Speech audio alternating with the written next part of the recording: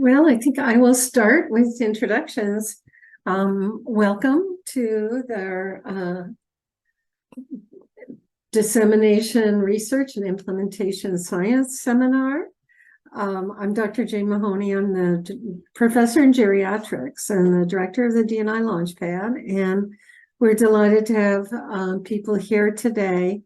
And I will go ahead and introduce our two speakers who will be working together in giving this presentation, which should be really interesting. The presentation title is Fostering Healthy Social Media Use through Disseminating Evidence to Families, Educators, and Physicians via Q&A web portal. So Avery's Salerno works with the social media and adolescent health research team called SMART, led by Dr. Megan Moreno. And she studies how adolescents display health risk and well-being behaviors on social media and how adolescents seek health information online. Avery has a BA in psychology and Spanish and was an elementary school teacher before transitioning to full-time work and research. Angie Calvin studies the role of digital technology in the social, emotional, and identity development of adolescents. She is a researcher for the Learning More from Adolescents Online research team, which examines digital media use among adolescents with a particular attention to sexual and gender minority youth and youth from low socioeconomic backgrounds. She's also a researcher on the social media and adolescent health research team, the SMART team, led by Dr. Megan Moreno, where she is examining how adolescents seek health information online.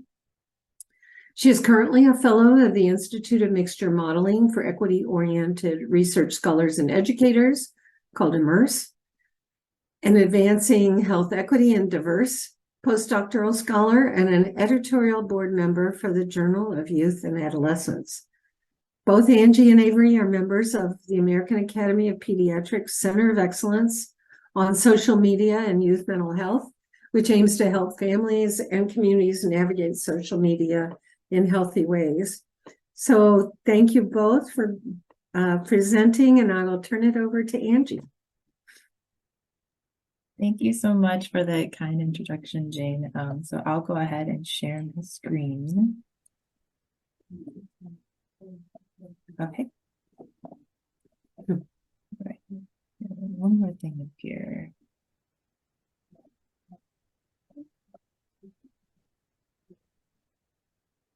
Okay. Thank you everybody for joining us.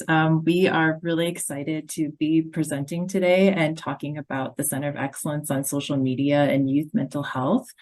I think I can speak for both Avery and I that we are both very passionate about this research and the work we're doing in collaboration with the American Academy of Pediatrics. In promoting healthy social media use through disseminating evidence to people that need it the most, so youth and families, educators, and physicians. We're also looking forward to the discussion after presentation and have hopefully a great conversation with the audience about how the center is translating this research into the real world. First, I want to make a big thank you to the generous support for the center from the U.S. Department of Health and Human Services, and for which not any of this would be possible. Before we jump in, I just wanted to introduce our role in the center and as well as recognize our fantastic other team members.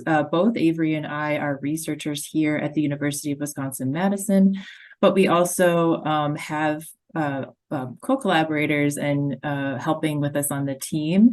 We also have Marina Jakins, who is a postdoctoral research fellow at Johns Hopkins Bloomberg School of Medicine and Public Health, as well as Erica Williams, who's a research specialist at the Department of Developmental Behavioral Pediatrics at the University of Michigan School of Medicine. Our main role in the center aligns actually really well with the Dissemination and Implementation Launchpad, in that we are focusing on just providing the scientific evidence for the center. We compile and synthesize a lot of the research to provide feedback and translate it through resources or reports for the public. And to provide a roadmap of today, we're just going to provide an introduction to the Center of Excellence, mostly its goals and how we're accomplishing those goals, and how we're disseminating all this evidence to the public. One thing first that we implemented with the center is putting together a Q&A portal that we'll be focusing on this talk and how we're communicating the research to the public. So we'll give a brief tour of the Q&A portal, and then we're going to provide you a behind the scenes of our research process and how the questions are submitted and how we go about answering the questions from the public, and then what we do with those answers with the center. We'll talk about also some challenges that we face, as well as some implications of, this work that we're doing with just the Q&A portal and how it started off, providing, public access to the center. So,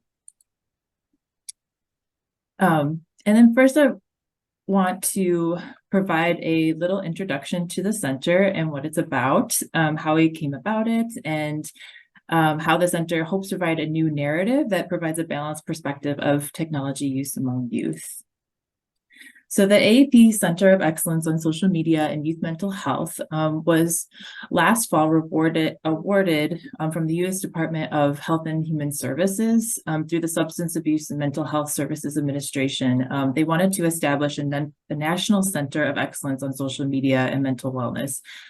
Particularly, there is a task force that's involved in focusing on youth mental health, especially now within the current administration. So the center is serving as a centralized, trusted source of evidence, both for children, teens, families, educators, and other professionals that are trying to navigate social media currently, and especially around current media, and to talk about, and especially the Surgeon General's advisory about the current mental health crisis among youth. I want to introduce our co-medical directors. In addition to at American Academy of Pediatrics, there's actually a strong internal team of program communications and mental health professionals that are also working on the center. So there's a lot of people more than this behind the scenes working at the center, but most of the center is guided by our co-medical directors. We have Dr. Megan Morano and Dr. Jenny Radesky. Dr. Megan Morano is currently a professor and interim chair at the Department of Pediatrics here at University of Madison, and Jenny Radesky is assistant professor of pediatrics and developmental and behavioral pediatrician at the University of Michigan Medical School. And both of these researchers, Dr. Moreno and Dr. Radesky, both have expertise in digital media use and its impact on youth mental health. Both of them have programs of research that have examined technology use both by youth and parents, and they're very excited and very passionate about this topic and putting together both their clinical experience and their research experience to provide support for, not only physicians, but also, for youth and families. First and foremost, we have three main goals at the center, just to provide you an overview. First and foremost is to improve pediatric mental well-being, and mental health by reducing the risks of the social media use and leveraging a lot of the benefits. A lot of times we'll talk about in this presentation, there's a lot of talk in the media about risks of social media use, but not much about the benefits. So kind of balancing that among youth, and also building the capacity of individuals who work with youth, so whether educators, physicians, parents, to help mitigate the social media impacts on mental health and promote healthy use. And then also taking all the evidence, this is kind of like the implementation and dissemination, synthesizing and promoting all that evidence that we do in our research to formulate best practices for healthy social media use, and providing resources and guidance to the public. So I wanted to provide a little bit of background on the research on social media use and what we know about it with youth mental health. So first I'll start with the risks. the one thing that we've seen consistently through research is the association with sleep. And, we've seen that maybe you've heard about the blue light impacting sleep before you go to bed. But generally, there's been a lot of studies have shown that it impacts the, duration in sleep and quality of sleep of children. It also is related to inactivity, so less physical activity, which also can be associated with obesity and being overweight. And then within our team, we've also examined a lot of problematic internet use. So this could be use that not necessarily depends on the amount of use, but the ways in which technology may like interfere with school and family life, or doing risky behaviors online. There's also been some research on the exposure to risky content. So whether that be like disturbing or inaccurate content on youth. And then we also recognize that there is, specific issues related to tech specifically, such as cyberbullying, which is pretty prevalent, and as well as online solicitation. And then another risk involves the component of social comparison. So a lot of, for example, youth are comparing themselves to, quote, perfect images of others online, and that can have implications for mental health and self-esteem. And then as well as FOMO, or fear of missing out. We know a lot of youth are seeing other youth, in pictures online, and they're hanging out together, or they see like current events online, and they're afraid if they're not constantly on their phone, they're maybe missing out. So all of these risks that we've seen from the research, we know some of them actually exist in aspects of offline life as well. So just to keep that in mind, but a lot of these are unique to technology. Moving on to the benefits, a lot of this is very not well communicated and disseminated to the public. So one of the biggest things is social connection. Social media provides interaction, both like community participation, communication with friends and family, participation in civic engagement. And for some youth, it may help provide them access to support networks that they couldn't have access to in offline situations. And another benefit is learning. There's a lot of, the internet, many of you, when we were younger, when first internet came out, there's so much information, wealth of information on there, learning about recipes or doing crafts, or, learning about science. And then there's also some opportunity on social media that youth can collaborate on school projects as well. And social media also facilitates creative expression and identity development.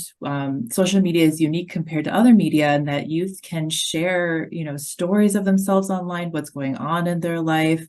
It's used for creative expression. Sometimes they can not only create videos, but they can share like their artwork, or maybe even like a cool move that they did on a video game and things like that. But generally, we've shown that this, especially with identity development, it's helped with those developmental tasks during adolescence. They can share aspects of themselves online and get feedback on, who they are, and that promotes healthy development overall. So these are just some of the benefits. So to kind of summarize a little bit more what we know about social media and youth mental health, is that we know it's not a linear relationship. A lot of the studies that are out there, some studies have found that there is a positive association between the amount of social media use and youth mental health, whereas others have found no relationship to youth mental health, and others have found even like a negative relationship between youth mental health. So a lot of the research out there is very mixed. But what we do seem to kind of notice in the research is it has kind of a Goldilocks approach, in that youth who spend no time on social media, or youth who spend an extreme amount of time on social media, that has been tend to related to lower mental health. Whereas if you have like kind of a balance in the middle, like that hump there on the curve, that tends to lead to better well-being and outcomes.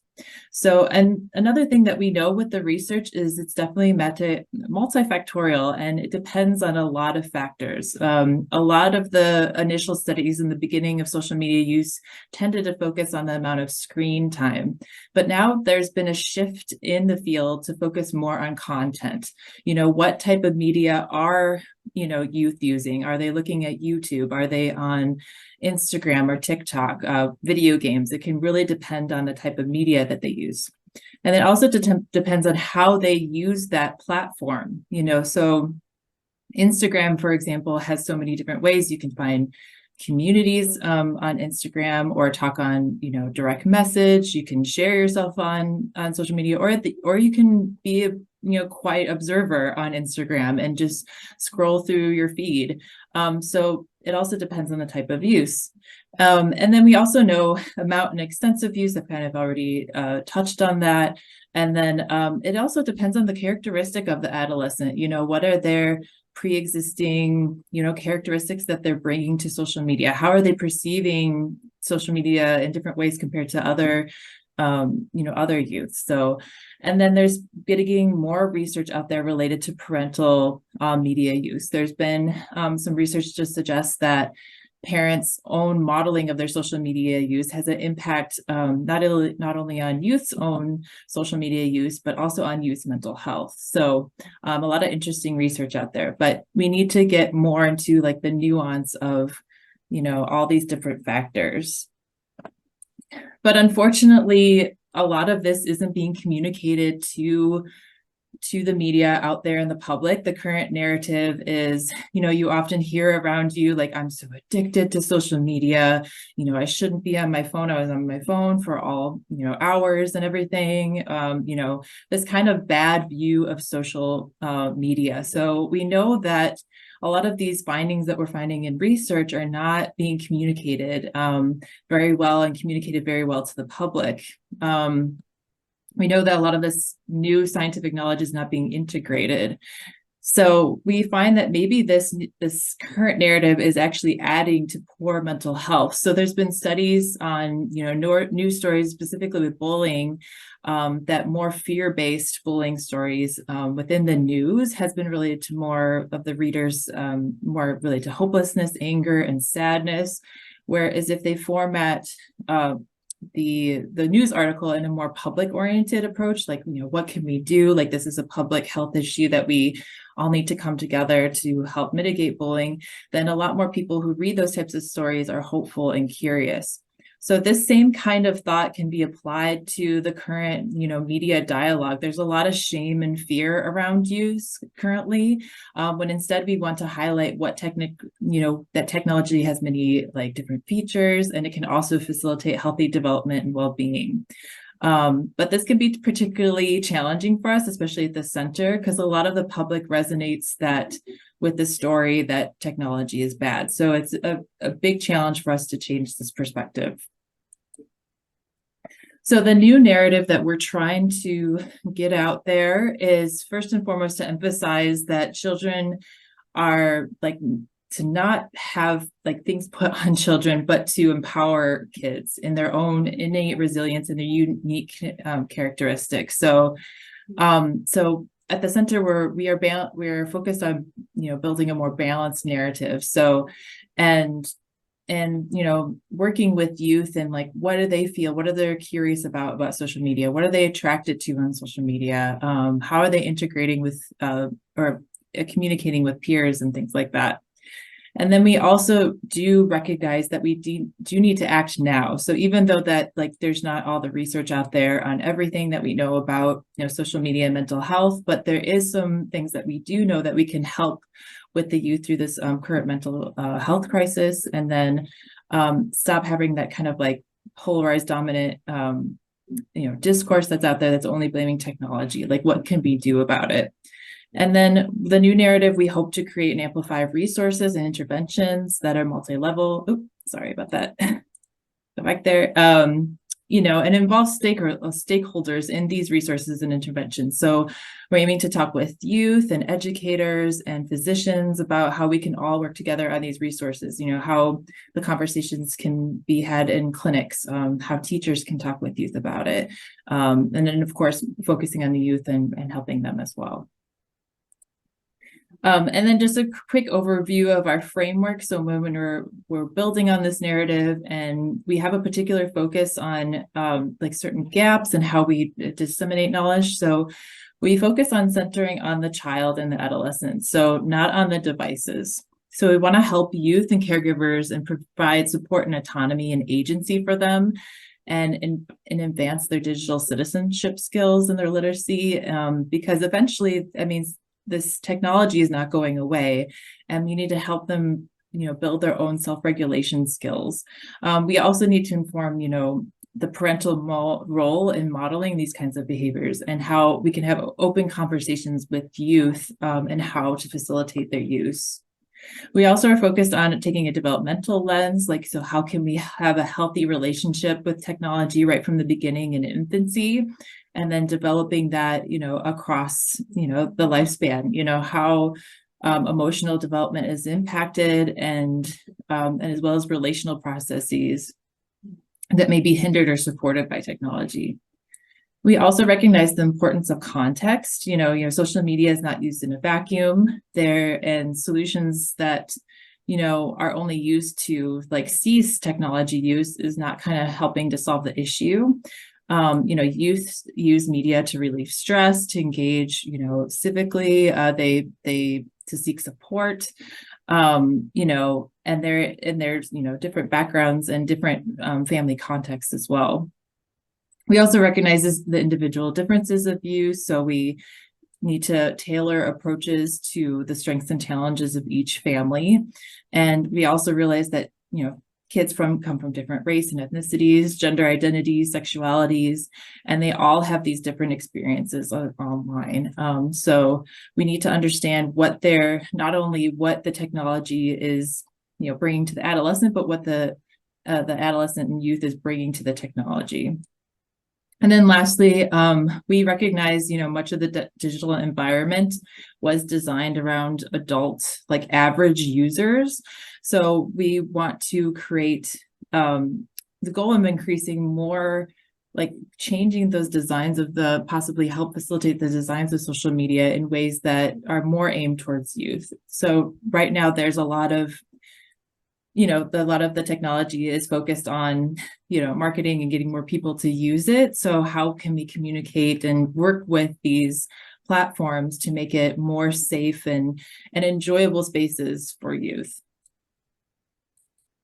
All right. And then just lastly, so the first steps with the center. So the center has been working for about a year. And so we've only gone through 1 year of kind of developing and getting launched and everything. But the first thing that we launched with the center, what we wanted to gauge is what is the public and what is their questions around social media use and mental health. So we wanted to ask people, what are their questions? What are their challenges that they're facing in everyday life? So there was this idea that we would implement a Q&A portal. So something where various stakeholders, people from various settings, from schools, doctors' offices, educators, can enter in their own questions to this portal and then get back some evidence-based responses. So that was the first thing that was launched, was this Q&A portal to see, what is the public talking about and how and what kind of questions we can answer. So I'm going to go and hand it over to Avery. She will provide you a tour of this Q&A portal. Great. Thank you so much, Angie. And yes, we're excited for the next section of our talk is going to be just giving you all a virtual tour of what the portal looks like. So we can go to the next slide, please. Awesome. So our Q&A portal is an interactive tool that kind of facilitates two-way communication. So it's an opportunity for stakeholders like educators or clinicians or parents to ask questions about social media and youth well-being. And then we receive those questions and we take about 2 weeks to kind of do a review of the literature on that topic and also a review of existing resources online that we can recommend. And then we email the response directly back to the person who asked it, but we also publish the response on the Q&A portal website so that other users can kind of browse our library of existing questions. So as we'll see, the questions are searchable by age, and they're also searchable by topic. So we hope that this can be a helpful resource for parents and clinicians and educators to use to kind of answer some commonly asked questions about social media and youth well-being. And then this QR code is a link to our portal if anyone's interested in seeing that right now. And we can head to the next slide, please. Great, thanks. So this is a screenshot of what the kind of landing page looks like on our website if somebody's going to look for our portal.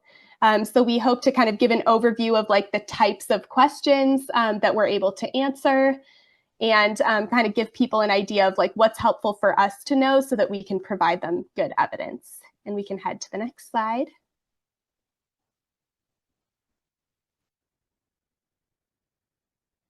Great, thank you. So this is the next prompt that somebody would see if they were here to ask a question. And we also prompt people to kind of browse our existing library of questions in case we've already answered a really similar question and that's helpful. And then if we don't have an existing answer, then they can submit a question and then we will answer that and put that on our library as well. You can head to the next slide. Awesome. So here's a little example of what the page looks like to go and search the questions. So we've sorted them by age generally, and then we also noticed that we were getting a lot of questions from educators and just questions about technology in schools in general. So we do have a whole separate kind of section of the portal for tech in education as well. We can head to the next slide. And then here's the other way that it's possible to browse our questions. So this looks almost a little similar to like a database search tool, but you can search by topic over on the left side. You can search by keyword up on the top, or you can also search by the role of the question submitter. So when people submit a question, they kind of fill out a form that says whether they're an educator or a caregiver. And so we have a couple of different ways where people can search the question. And then over right in the middle, we have the question, word for word, how we received it, and then a little abbreviation of the answer. We can head to the next slide. Great. So now we're going to zoom in a little bit more on kind of what it looks like for each individual question. So if somebody clicks on a question to read the response, the first thing that they'll see is the question up at the top. So as a parent and family therapist, I've seen the damage to mental health and self-relating that social media use can do. And I'm looking for any trainings that would help me better address these issues with my own kids and young adult clients. And so the first thing that we provide is kind of a summary response. And this summarizes any relevant literature that we've been able to find on this topic. And then it'll also incorporate Dr. Moreno or Dr. Radesky, who are the medical co-directors of the center. They're both pediatricians, so if they have kind of clinical experience that's relevant, that'll be included here as well. We can head to the next slide. And then if you scroll further past the summary, you'll also see resources for parents. So this is what we call our environmental scan, where we've kind of scanned other high quality resources that we can find online that already exist and kind of direct people towards those resources. So on the left, we have some resources for parents. And then we also had on the right some resources for clinicians. And then down at the bottom, we also have recommended some research literature. If we were going to say, if you're going to read 5 articles about this, this is what you can read. And one thing that I'll say too is kind of depending on the nature of the question and the person who asked it, this environmental scan, this resource section varies based on the question. So if the question is about educators, we would have a section on resources for educators. If it's more clinician based, we would have a section on resources for clinicians. So this section is kind of flexible based on what type of resources we think are most useful to recommend.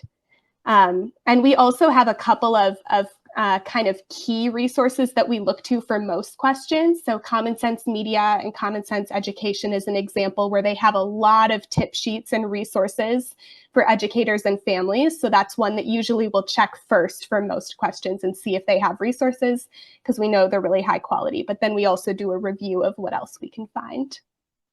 And we can head to the next slide. Awesome. So we thought it would be interesting to kind of share a couple of questions to show what types of things were being asked in the portal. So sometimes we'll get really broad questions. So what are some screen time guidelines for social media? How can I help students to overcome social media addiction? As a parent of young children, what do I need to know about YouTube? So these questions in general are pretty broad. And oftentimes when we get a question like this, we really have to do some work to break down the question into kind of some more specific buckets so that we can provide a succinct answer. So for example, the question about how can I help students overcome social media addiction? We might kind of first start with the description of we're moving away from language of social media addiction. We like to talk about problematic use. And we also see that the question says students. So we know that this might be like an education based question. So that kind of gives us some clues on how to help make this question a little bit more specific, even though it starts out really broad. And we can go to the next slide. Awesome. And then we also sometimes get really narrow questions, really specific questions and questions that are kind of people asking about their specific kids in their life or that kind of thing. So we have, why are Roblox and YouTube so easy to use for hours on end? Does your website or group address issues of parenting where one might have not a healthy lifestyle around digital use? Is it okay for my toddler to watch YouTube and videos on autoplay to fall asleep? So these are some examples of much more narrow questions. And sometimes when we get these really narrow questions, we're not able to find literature that directly answers that question because it's so specific. So we first look for anything that would directly answer that question. And then if not, we might have to say there's no research on this, but there is research on like YouTube in general or that kind of thing. So sometimes with these narrow questions, we have to answer as much as we can with the research that exists. And then we'll also provide a little more info that could be applicable from kind of related research. And Angie, could you go to the next slide, please? Awesome. And then here are just two kind of other example questions. So we got one about so many images girls and boys see on social media or in selfies are manipulated to make them look more perfect with digital altering. And then what can parents and educators do to kind of help with that? And then we also got a question about parental monitoring software. So variety of programs that are used to monitor and block sensitive content like Bark. So that was another example where we couldn't find any literature on Bark specifically. So then we're working to kind of expand and talk a little bit more about like parent intervention with tech use in general. We can go to the next slide. Awesome. Thanks so much. And I'm going to pass it back to Angie to talk a little bit more about our research process for answering some of these questions that we get in our portal. Yeah, thank you, Avery. So to give you a little bit behind the scenes, this is the first time we've actually talked about this research process with the portal. So we're excited to tell you all about this. So first off, how the research process goes is when a portal question is submitted, it's first received by the AAP team. And what they do is they read the question and then they send it to the research teams. Based on age range and topic. So we have one research group that's more focused on the younger age groups. And we have our research group is mostly focused on like the older group, so adolescents and young adults. And it also could depend on the topic. So for example, our research team has like, there's a problematic internet use question. We have special, we've done research specifically on that topic. Whereas, the other research group, they've had, research on like technology interference, among parents with kids. So if we got a question about that, we would give that to that research group. And then the co-medical directors also, they take a look at the questions first and they provide any initial input, like any research that they know of that they can suggest or anything on the clinical side as well that we can add to the response. Then goes into the work. So the research team then conducts a literature search on the question. So this is actually really fun for us to do and really exciting. So the first thing we do is we brainstorm a lot of keywords that are related to this topic. So we look at the question, is there like a specific age group identified? Is it early childhood? Is it adults and parents? And then we also identify, who is like the question asker. There is a survey that the submitter can fill out of whether they're, an educator or a physician or parent. So we kind of take that approach and go in the literature. You might enter like parent in there or physicians within our literature search. And then there's also, it depends on the topic area. So Mental health, we generate a lot of keywords based on mental health. There's like anxiety, depression, etc., or just plain mental health. And then even like screen time, it could be like, screen time where it's particular media use, like with social media, we might just put there's keyword for social media, or there's social networking sites, or there's YouTube literature or TikTok literature. So we got to be very mindful of the various keywords. And then we also take the context into consideration, as an educational environment that they need, to implement the answer to this question. And actually, we received a lot of questions from educators, which was particularly interesting, or as a parent, in their home with their child. So. And then when we conduct these literature searches, because we have like a limited amount of time to answer them, we want to give a prompt response. We tend to focus on meta-analyses and systematic reviews. That provides a great overview of the literature and, what base is out there. And then if there's not like meta-analyses or any systematic reviews, we kind of go down the line. We see if there's any like intervention type studies, randomized control trials, that would help, provide, intervention kind of resources out there. And then we also look at the research to see if it's aligned with our current framework and our narrative. Is it focused on the child? Does it look at individual differences? Does it take context into consideration? So so we do like a lot of filtering and vetting process through these questions. And it like, Avery was talking about, there's broad and narrow questions. This kind of literature search, depends on how broad or narrow that question is. So how much we need to search, and based on also what's out there in the literature. And then after we conduct this literature search, we also do what's called an environmental scan, where we identify existing resources that we can recommend to the submitter. So Avery mentioned that we do recommend, for example, Common Sense Media a lot. They have a lot of great resources for educators and parents, and a lot of activities that even youth can do to assess their own, social media use. But there's other sorts of things there that are already existing that we can help provide them with help. And then what we do, the AAP team and the co-medical directors use both this literature review and environmental scan to write up a response that the public can all read. And then they also put their clinical expertise on the question as well. Because, for example, there may be a lot of gaps in the research with that particular question, but from what they've seen in clinics and working with families, they can provide, different their advice as well. So then after that's all done, we email the response to the submitter, and then it is uploaded to the website at the Q&A portal so that the public can see. And I'll just share you, this is the template that we use to conduct a literature search. So first we enter the question, and then we identify the keywords that we would need to put in, PubMed to research to find these sorts of topics. And we use all different kinds of databases as well to conduct these literature searches. And then we also look at the past responses, because there's a lot of usually overlap in topics between the questions. So maybe the submitter just didn't see the other response. So then we include a link to the other response in there. And then this kind of shows just a general kind of outline that we kind of fill in for the literature search. So are there what type of studies that are out there, the design, what is the meta-analysis? What year did they conduct the meta-analysis? Was it recent?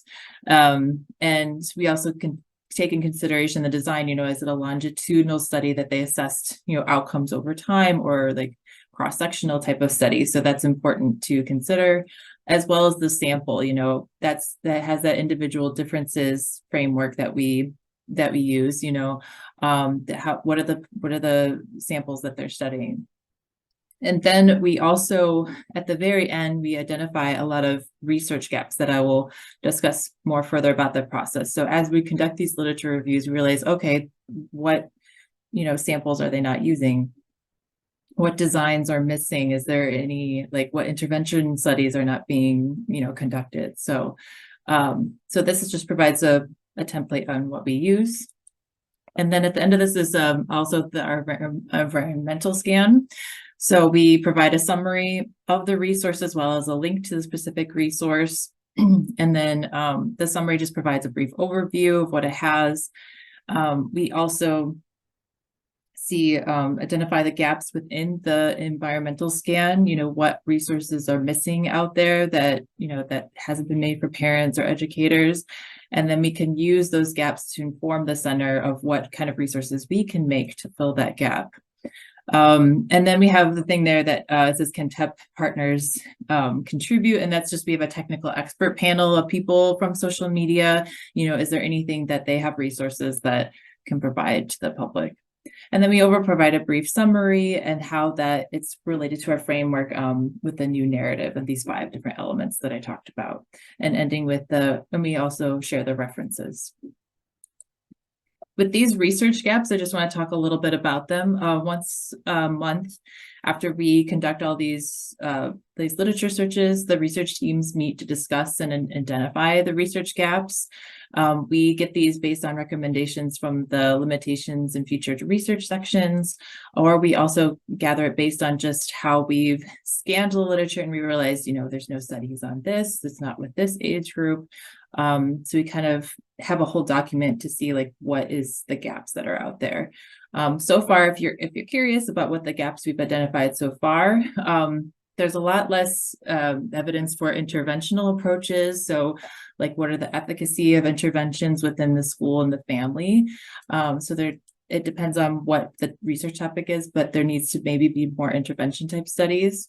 There's also limitations on studies within the family and home environment, specifically in regards to joint media use and co-viewing with parents. There's been a lot less research on that, as well as parental modeling. And then lastly, a lot of the specific features of technology. So for example, a lot of social media has the likes and comments, and there was an implementation by Instagram that allows, if you get rid of those likes and comments possibly on, on social media, what effect does that have on youth? Is it positive or negative? So there's been a lot of lack of research about, even the pacing of content. So a lot of people are saying TikTok videos are really fast paced, how does that have implications on youth? And we find that there's a lot less research on those kinds of features. And then we're in the process of brainstorming how to disseminate these gaps to the public. So researchers, so I'm sure a lot of researchers want to know, what are people asking? What do people want to know? So as well as, it's informative also to clinicians or people that work with youth, to see what gaps are out there in the research. All right, and then I'm going to go ahead and pass it over to Avery to talk about challenges. Great, thank you, Angie. And we can go to the next slide. Thank you. So we thought it would be interesting to talk a little bit about, now that we're a year into this center project, kind of what sorts of challenges we've encountered, because we're definitely learning as we go with our process.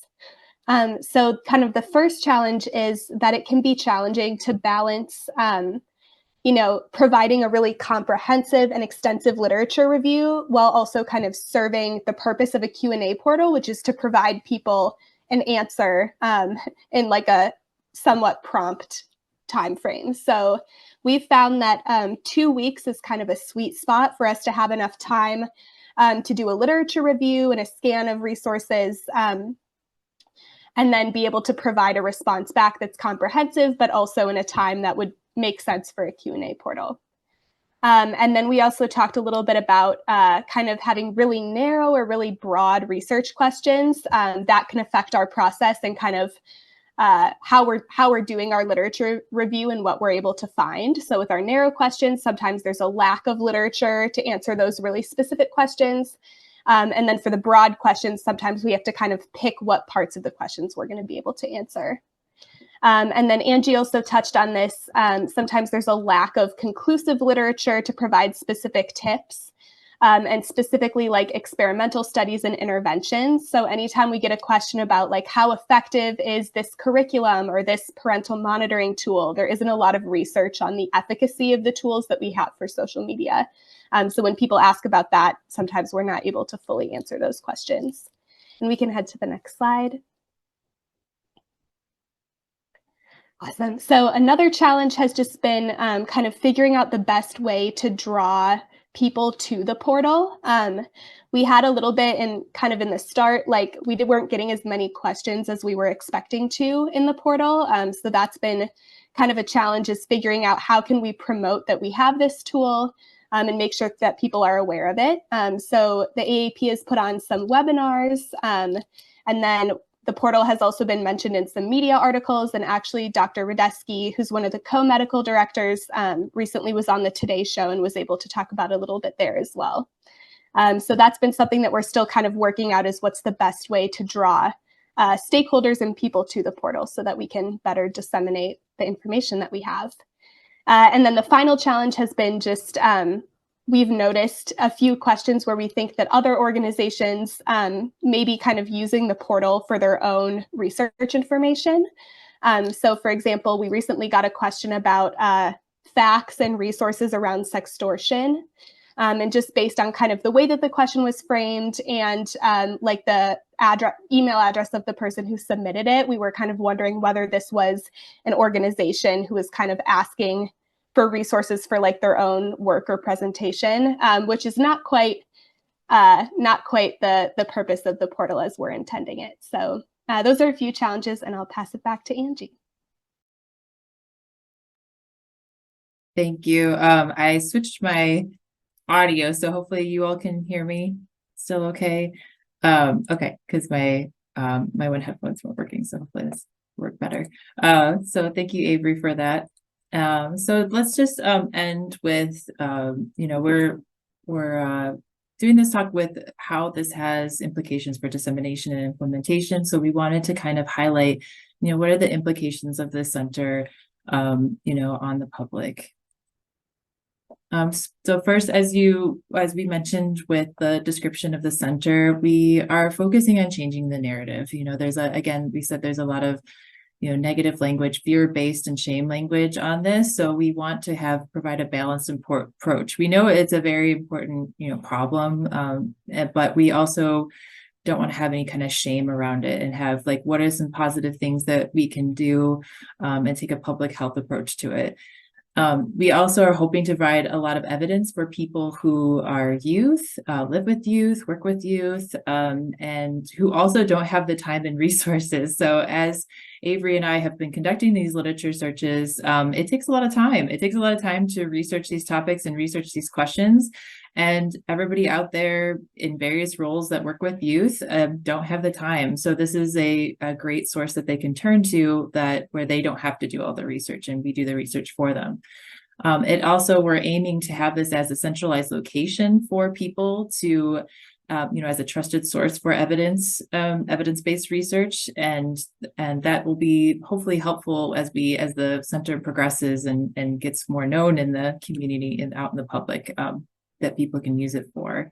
And also we have identified research gaps that is helpful, for the research community, but then it also helps, realize to people out there, like, what it hasn't been studied. And this is like, still in the beginning workings, and we're still trying to figure out a lot of answers to these questions. But then it provides, researchers know, like, okay, this is what the kind of questions are being asked, and this is maybe what we need to focus more of our research on to help, the public in real world settings. So just to highlight some of the activities that the center is doing to kind of meet these goals. And so we started with the Q&A portal to kind of, gauge what are the public's current questions and challenges. Avery mentioned, webinars have been conducted to, for educators or physicians out there, as well as like families on, communicating these sorts of resources. We just got a youth advisory panel. So that is youth who will be on a panel that we can ask questions to, that they can provide feedback on our resources, and because they're a great like resource for us to to help us, like what more content that we need to develop for them, what do they need help with, what's important to them, and that sort of thing. We also hope to share more educational resources, like a glossary of media platforms. What are these platforms about? We're currently developing a one-pager about all the different social media platforms and what are the safety features on there. So something just really quick that people can turn to.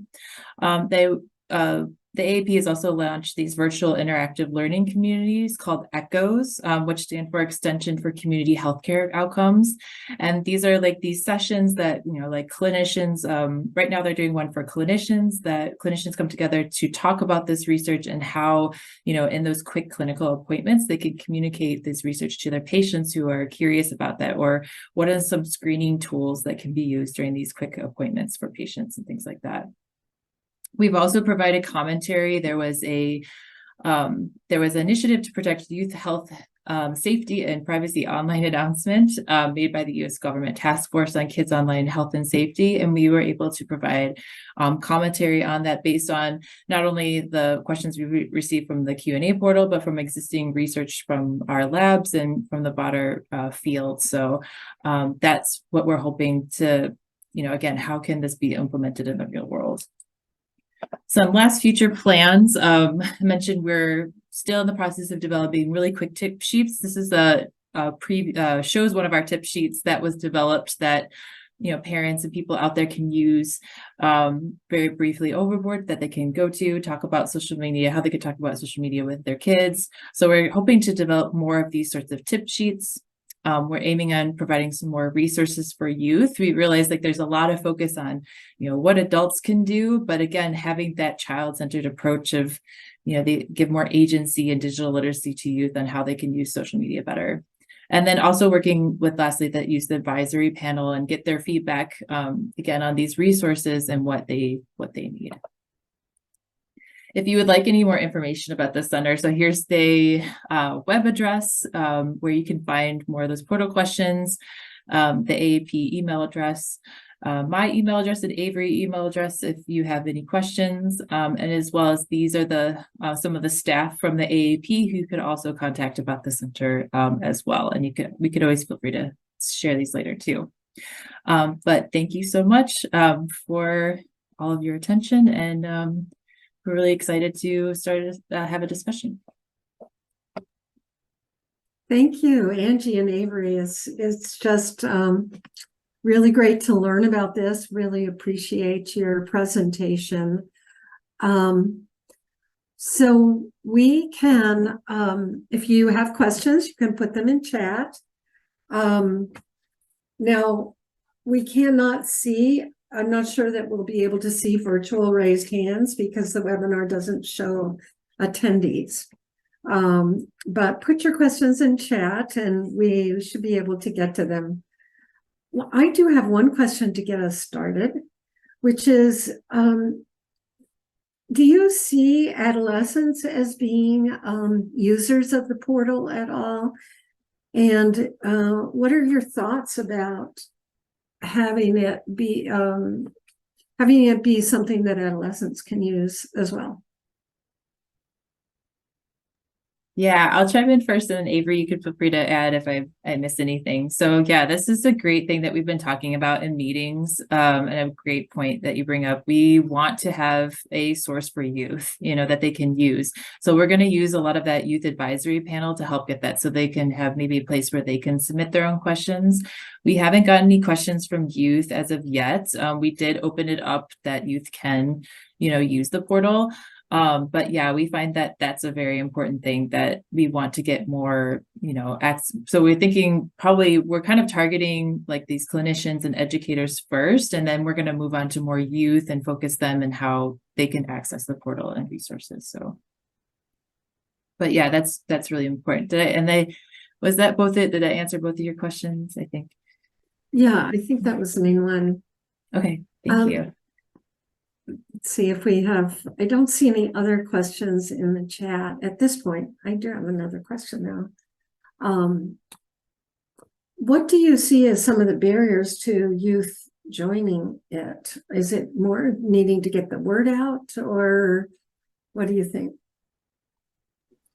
That's a good question. I think one thing that we've talked about a little bit is whether youth might want like a separate space for their Q&A portal, because the portal that we have right now is definitely like the questions in our library are geared towards educators and clinicians and parents, and whether youth would want to kind of be part of that same library or whether it would be better to just like have a separate space. So Angie mentioned we have a youth advisory panel who's just kind of joining the center, and we're hoping that they'll be able to give us some good input about that, about how youth might best engage with our work that way.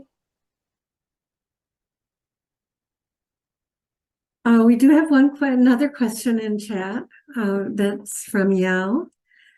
Thanks for sharing this great information. Can you provide more information about how this program is funded and what your plans are for supporting it long-term so it's sustainable? Yeah, so this is a great question. So this was funded by the U.S. Department of Health and Human Services. So they, as far as, and Avery, you might correct me, yeah, they put out a call to build a center, and I believe various organizations applied to be the center. So AAP actually applied for this grant, and also with SAMHSA, so the substance use, and I forgot all the acronym, but SAMHSA, to help, they put out this grant. So it was mostly kind of looking for organizations to have a centers, like, again, a centralized source for mental well-being as well as social media use. So, and as far as plans for supporting it long term, yeah, so it's currently in the works. I think there's like a 5-year plan, I believe, Avery, and there's various goals at each kind of year, and making sure it's get out there more long term. We're also working with